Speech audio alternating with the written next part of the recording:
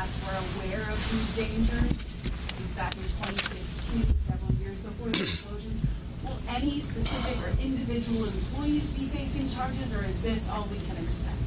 Well, what you're referring to is an internal circular that was distributed by the company in 2015.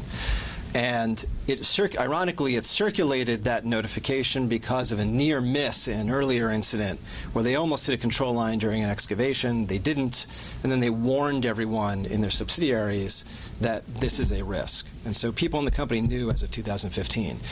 The answer to your underlying question is usually what the department tries to do is prioritize the prosecution of individuals. Sometimes you can't do that. Sometimes you just have a complete organizational failure in which you have generally well-meaning people working inside a company that has not bothered to implement procedures to maintain safety. That is what you have here. And so you have many players involved. You have field engineers, you have people in the M&R department, you have the construction crews. But we found that no one individual's conduct rose to the level of warranting a federal prosecution of that person.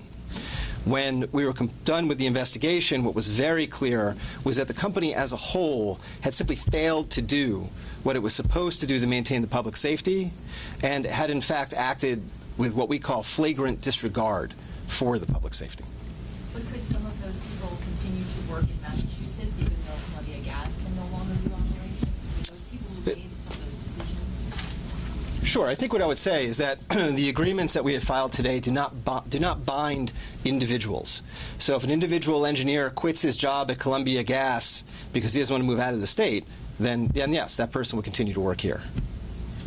You mentioned how the industry is allowed to police itself in a situation. Is that adequate given what we know now?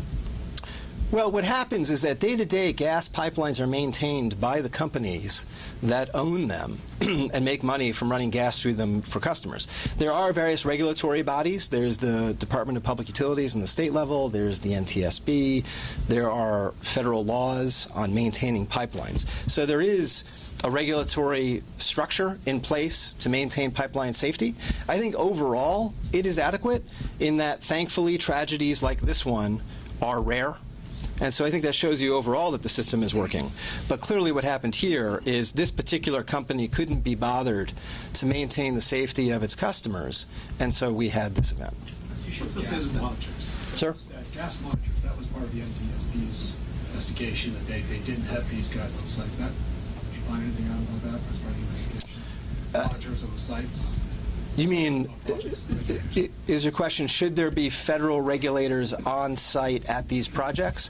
I think Columbia Gas had its own inspectors on site. As to whether federal inspectors are usually on site, I don't know the answer to that question. Did the company fail in terms of having people monitoring these projects like the one that they Well, I think the answer to that is a clear yes. What you have here is Columbia Gas has its own inspectors on site, but those inspectors, like everyone else at Columbia Gas, are operating within a company bureaucracy that is not up to the task. Meaning you have a known extreme threat to life and property for which the company did not implement procedures to ensure that everyone working on an excavation knew exactly where the control lines were. And everyone knew, because of the internal notification I mentioned earlier in 2015, that if you hit one of these control lines, a sudden drop in pressure, the system will respond by compensating with an influx of natural gas that can rapidly build to a point where it's unsafe. And so here, after they turned off a main under the city of Lawrence, the control line registered a drop in pressure. The system overcompensated with natural gas inflow.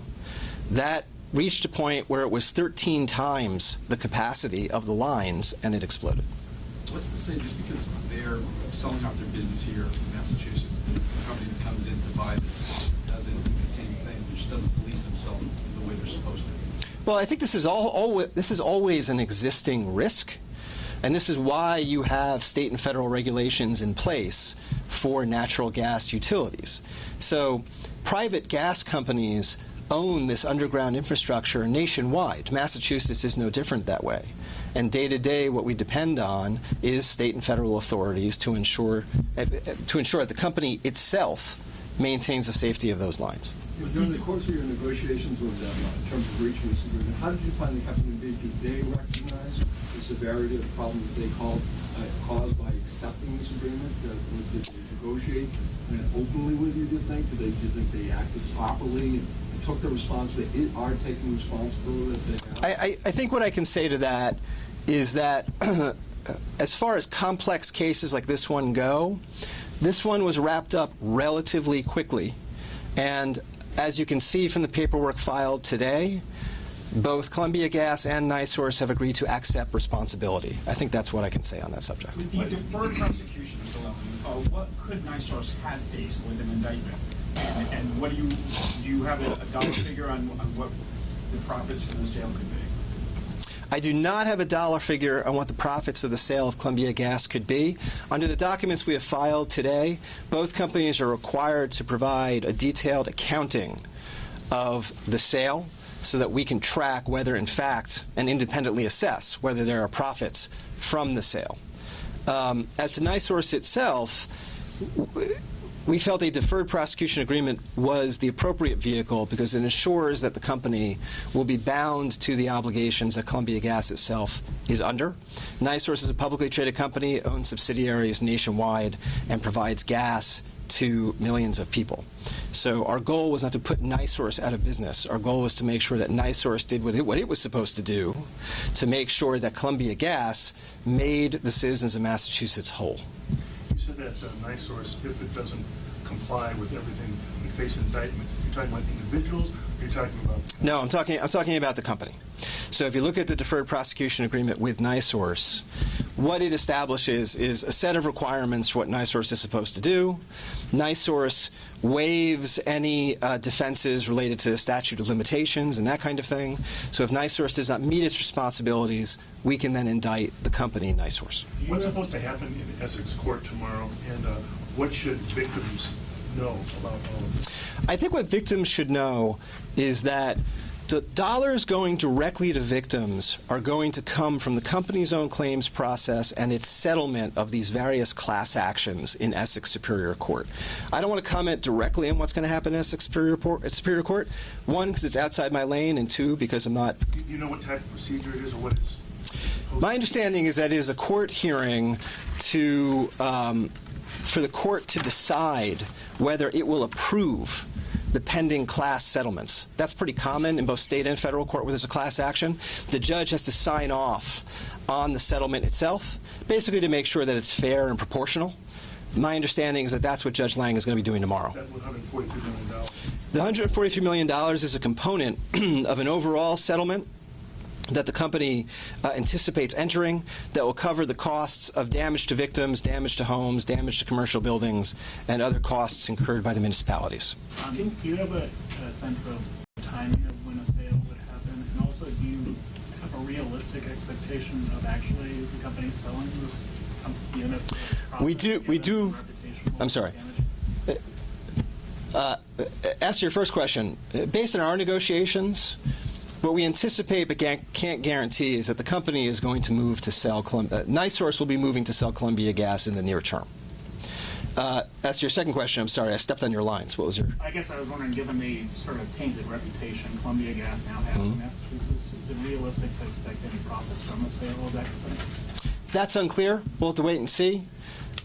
If the company doesn't sell, if NiSource does not sell Columbia Gas at a profit, then it doesn't sell it as a profit. If it does, we will get those profits instead of NiSource getting them. What usually happens, as I understand it in these instances, is some third-party company buys the underlying infrastructure. It's really a purchase of the assets of Columbia Gas, and obviously you have Columbia Gas's customer base. Columbia Gas would leave the state.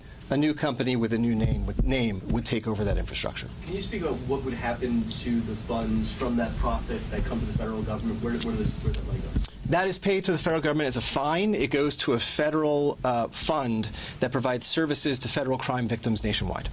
And that's usually what happens when we impose fines in federal criminal cases. That's usually where they go. What would be your message for victims who feel someone should go to jail for what happened? Can you maybe explain, is this justice? I think this is justice. I sympathize with the people who suffered through this tragedy, and it's in the thousands. both from the sheer displacement of people from their homes up to and including the young man who was killed in this tragedy. Again, we usually prioritize, in fact, we always prioritize the effort to prosecute individuals and hold them accountable for criminal activity, because that is what is more satisfying to the public. That's what vindicates victims' rights. We were unable to do that here. And so I think this investigation reached a successful conclusion in that we're holding the companies responsible for what they did in Lawrence, and they will pay a steep price for that. But there simply was no one individual here who rose to the level of an individual federal crime. And so this is what you have left. Obviously, the sale's not going to happen overnight. In the meantime, Columbia Gas is still operating. What do you say to customers who are reading this in the flagrant disregard, as you've been mentioning? Yes. Yes, I understand that concern. That is why we required Columbia Gas to pay for the use of a federal monitor who will be chosen by the U.S. Department of Transportation.